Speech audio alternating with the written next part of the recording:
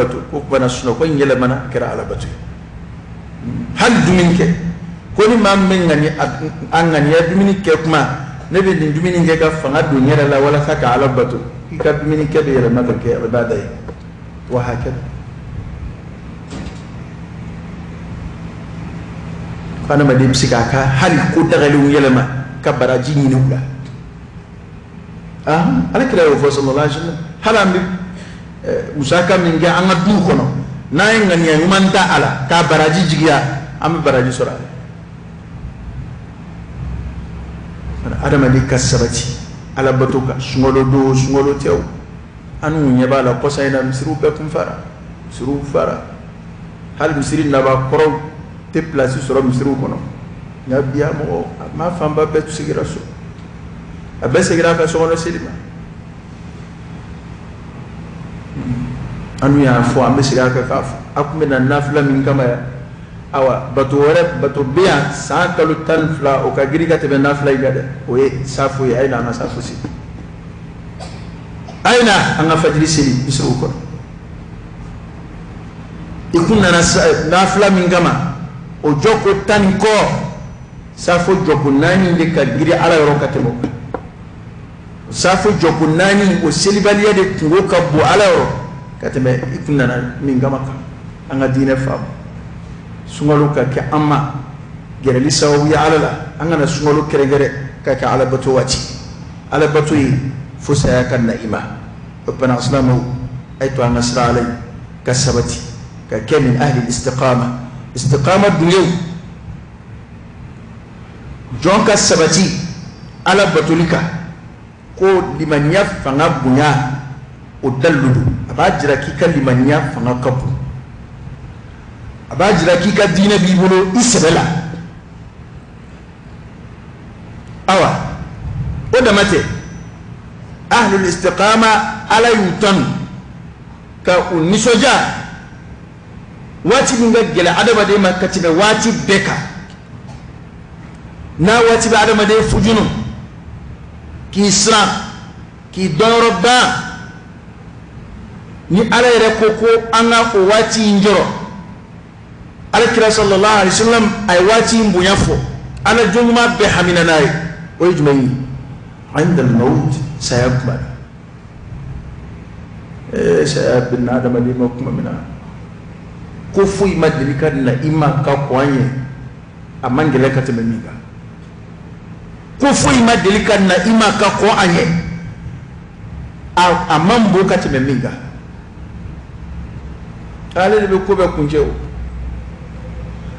kumaina fem fla bina adama de o jumai al khawf wal huzn sra ani fujun ikunda refle kominga era don sizamwani wazonna annahu alfiraq era don ko ni yini jien farato e kabonyona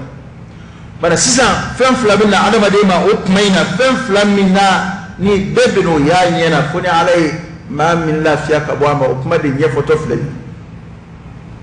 no al khawf wal huzn sra ani fujunu ibisra ikunda refle ora minga mumbinye isrambe ko bina take tugo di lahara akoni e konta sabatile filesa di etato awa ibi fujunu ibi ni kodo ibolo here mununa ideu imso ini mamunu mena nyonga sanjama fuy manjwa dawa de makati be faranyoya al firaq bato ala ketoka aisa sigara na fere majam ay faranyoya ni tato ko adama de ni mana singona flela kaire ba donc foni faranyoye koroy ani jembi na fara ani femunu dilla nu bina fara hali ni boli geleya u dilla nyona femunu mena nyona du de boka ko nyona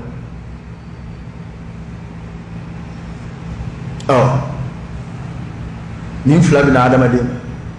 ibina bomina se foiti boto flay bolo fona o fujunu awa itato flero mina o nyesraye ahlul istiqama mamun tlena kasabati kunyeshi alama وما على كل فوي فرجونغا u sebedo ka dine kuma u kera ma tlenuye u kera ma nyeshinuye ala kuma wi ala ko mine u sebela istiqama de koroyi u ka ala ko te kuma ni kuma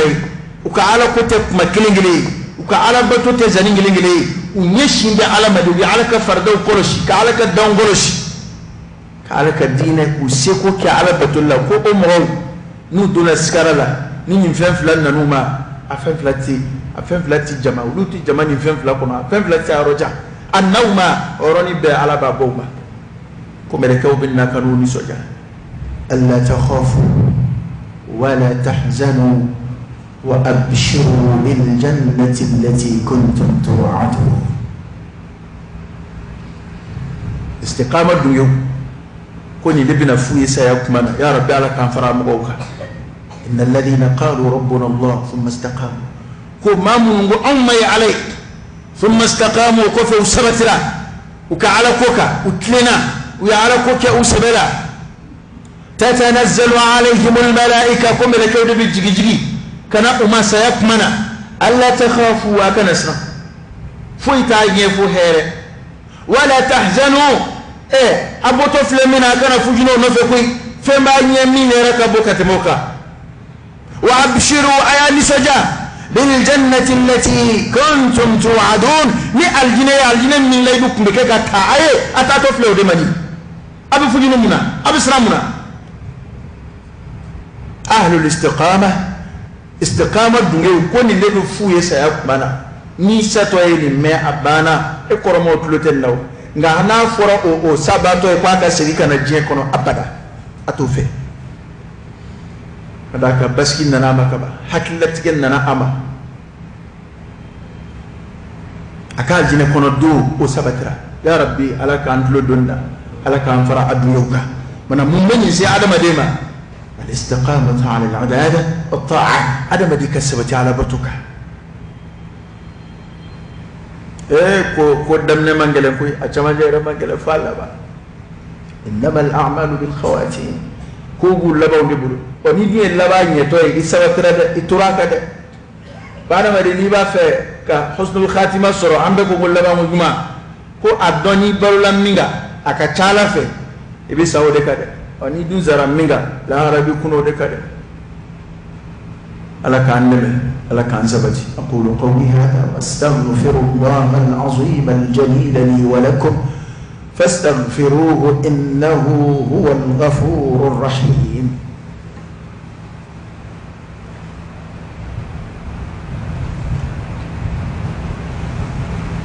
الحمد لله رب العالمين حمدا كثيرا طيبا مباركا فيه وصلى الله وسلم وبارك على سيدنا ونبينا وشفيعنا وحبيبنا محمد وعلى آله وأصحابه وسلم تسليما كثيرا أسلامه شمولو تمنا عليك صلى الله عليه وسلم أي بارب بدوفو أم يوم هكريتشي أفنانا براجي سورة بارو فردته إنغا مؤمنين مانغاتو أكتا كتاب أيدمني عليك صلى الله عليه وسلم مسلم لنا حديثي عن سكتاب ورد جامنا ناي وعليك من صام رمضان ثم أتبعه 6 من شوال كان كصيام الدهر رواه مسلم كل ما مي سungalo shuna de ko ma te nafla ko kuma tsiga fo ma ni matla fardala kuli ma mi sungalo temene ko fe atike tile woro tu ala silinjini ngalola ko abu ko motige sambeshu kabu de daraja sura ala wa abu de baraji so ya sakena mo mchaman na ni ya ala ya no ya manu adum bi shun chugo de thumma atba'ahu ayatu wala qurayb sil duje da ya dam ne de wajibi ya worot mi wono de wajibi wa don ba ko ni koyi wa sha feramidu tatawwu qurayb ne de ba fi kan yara sunya ala ni bare atba'ahu qurayka wala siljini ngalula don bo yini ngala don ba sebe hukma na ka wala quraybi yali mi ma dam ne sil duguja amanyewa kalla ko qoroto ko almuhim la image mai ikatle woro soroka shun seljini ngalula ikatle woro soroka shun seljini ngalula mami hata dam na seli duguje o de bena ema ga kana fi bo yini mofe wali kana fi bo ke kiri kwa fora ku ka twala de la o ma fi sel do shuni o ya harami ni seli bado tle sabaka twala u fana tishu nga seljini ta o tle kele seljini tle kele inde shuni balle no temena ni mami ngomba dam na seli duguje mi ngomba dam na seli dogokun mingo a ne kɔni na ala sɔnna min lafiya bɔ fɔlɔ yani kalo kɔni na sanba sun ala sɔnna nin bɛɛ ka ɲi awa a sun dɔ min y'a wɔɔrɔ tugu ɲɔgɔn na o ta ka ɲi min ye saba sun ka le dama dɔ bila ka fiɲɛ ta ka laban k'a tɔ saba sun o ta ka ɲi min tora ka tile kelen kelen sun selijini kalo la f'a ye wɔɔrɔ sɔrɔ a la o ta ka ɲi min tora ka tile fila fila sun o ta ka ɲi min yɛrɛ tora k'a bila a ka nɛnɛ n'a ka alamisa la abin da nani alamsa min shun ka qura ay ngani ya be ta ula sirjin galula ka bani ne ka tle woro shun ye wa nga alamsa shun fanado don ba ko ni bebi ko ta tawo la da ba de shiga ngani ya fla sabata barakelina barajini baro ko ni ala sona bai ba fla be sara so ni bekan al amru fihi wasa don ba ko pa bu akubu da ferede an ngana akuchori nyondala o angana ke fana ko mina fo farda kana nyoni nga doala ka ni sungolo dlo nyona ni sungolo te nyoye sraka o ka tle woro ya o madam ne fola on tlala ni madam ne juna ya beta be ada me de kanika tuka yala ki kala batu borobo o te tamashin mai o kum nambala ya ngadabla na fle de ama fe ka machine ngala ni min sraka ke o do na masika ke abana ala bato dante tle woro shu kasoro do masika tle woro shu ga tsika kore ke were ka boye tle woro shu afrika ke de ni tsika ke ake ni tsika ke mo hoto aka da yala ka mo fle ka ke ko mi selte mena doro ni ma mi dumin kela o ko jugu de ga ma tle woro shu dam lali o ko nwe abati mi farata abada do yere jira kono parce que e ka kuma kore de ko ni adam ne o ye ka kabado la ko ma adam lali biya ya do kore iba fika fa ke ko ni adam do wala matla fola antla kabdu ayo la alla domba wi terma woni nyonche absika na barus rafa ka soro ni sirate ngando made ngambe mamu be ka ko ke yere jira ka ko ke kula kalita wal mamini ka fara sungalo ka ngambu de ma la alla dona domba che sika nani iteri fe ya soro shunedo iko ke tlala ngando kuma minu mo fam ngani mani fo mo ba nyami nyona awa we ashuni kibare asabatra hadisa kitabu kenama kono ko ala kira de ni mai fo ala ayin baraji inde fo ala o de sabati be عند المحققين من العلماء awa amma sakuma wara mun be ni wati labanu ya do sanwosa ibaye mo buli kan gwara da ala bato dola nafla dola sa oye o ko ne o keme malita bulo isa wati do kera do kumbe tarawih no fe ko umar de bida ke ko ame sungolo tarawih min ke safo la ko umar de ka fen lali pati be awa bokero la mo na kere dem ne tahajjudula ko jojanseli pati be awa sisan do be le woro shungola ko maliki ko ka kone ayo basta ni ta ko ni ta e maliki ko kore mun kone do sa amena tlaka ko to ni ka fo ni ala sona iba ko maliki ko ni kone do a kone te de maliki ko mun ye haramu ebe tle do la maliki ko te o feinte dore de parce que ne mena fe do ko ni fo may aka gelen nga anga famde malik karamo famba mo te kelela ni dalu fo eble de hasidiya de bangina mo ni onje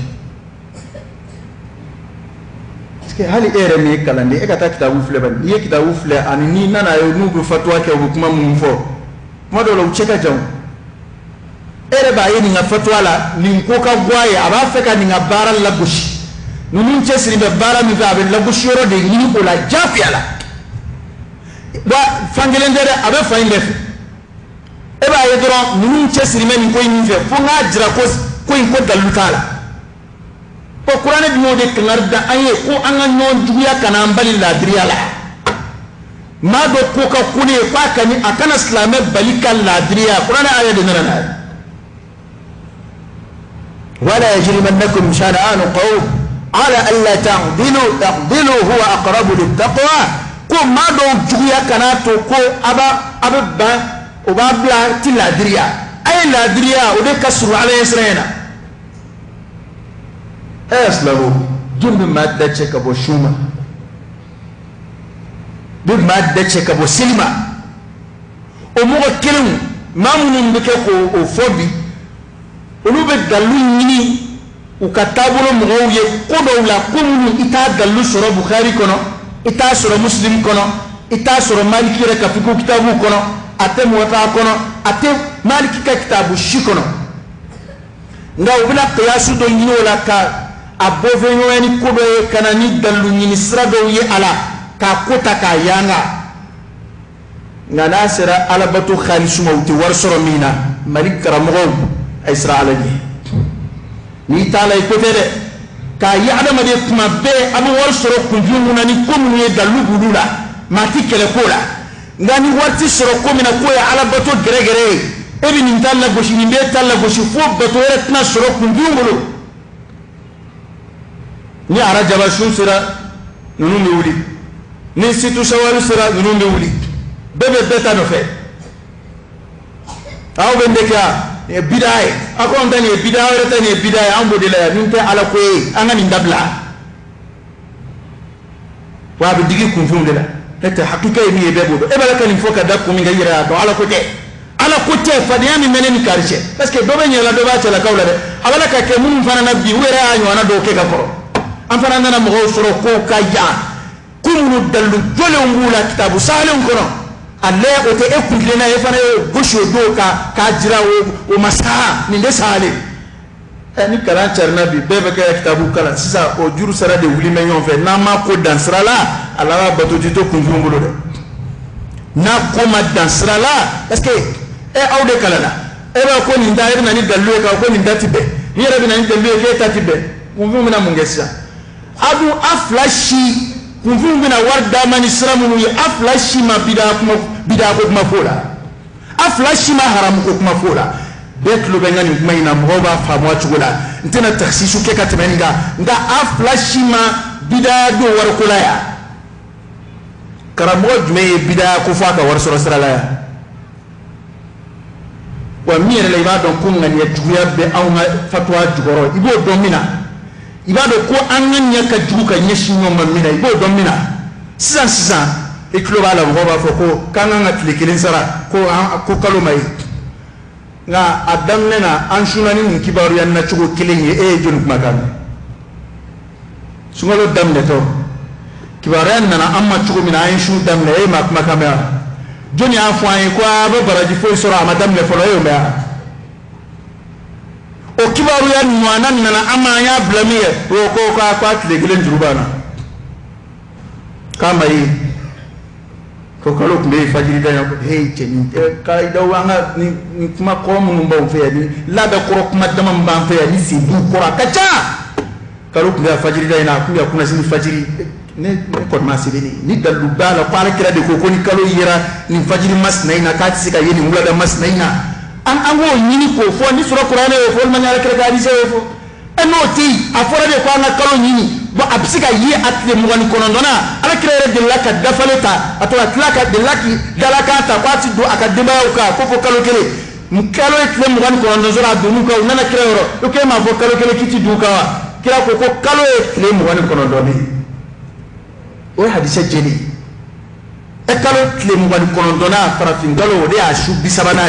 abinyini ola akanga yi ola ode forai na yira anga shuntige na yira anga shudu na maye anga jate dafa but si wala dmembon aya danne chuko mina aya bla chuko la wa kabala ka je da dobi wasadu doka kibarala mashi be kalo be halit le sabasoro ka tro doma ya nyana isigi giro kalo ni tlibe tlef la bla kalo dokma de yegadi doni bi wasa do ka yilla bana nan na dina ire srafe na sabatira ko mo do de ngaloti ke ko ngi kalo e ka fara mai e amunu yeshum bla islamo dana ya kama islamo la haramu minano amna sigi doron ka fo ma million hake na magro ko be kana tikili ni zara pa mai ama yini dalu ni o te fuye ebulu dalu fuye ti woro pa tigi mai fo ka bisigi jugu kenu ye ku ngaloti ke islamem mun ko ku ya ye e bisigi de kenu ye nga nunu yo wele ku yini nga ku kale alala yu kale ku nye aye e on mo wele ke ma ambu u kono de fara obi ambu nye de chiwa do ami lubu de daw nyana ka ni kalo jabala kra akata sallallahu alaihi wasallam ga kibaru de nana potke wa kabi kira kila ni mbei don ye kalo ye shuna don ma ye ru mashu umajalaki ni mbei kabi salafu ga watla do bo boss ki dadalo buna soro ni ye shunda mine parce que ye kalo wa madame ne parce qu'on m'a problème tout il m'a délicat dola nana kera on le faire mi aïba ko tamanye e be kuma ala nona ka kana l'église ba mi mo gon kono don shu obete se ka kele joa na mahasidiya bwanga fatwa la jamanen kaya na masra ala nye kasigi alama on be komunu na ka wargo ku fi muna nae onu yesuna ya karamo mu yela ko kuma fo sungalo ina ko jojan ko Umar maka Abubakar Umar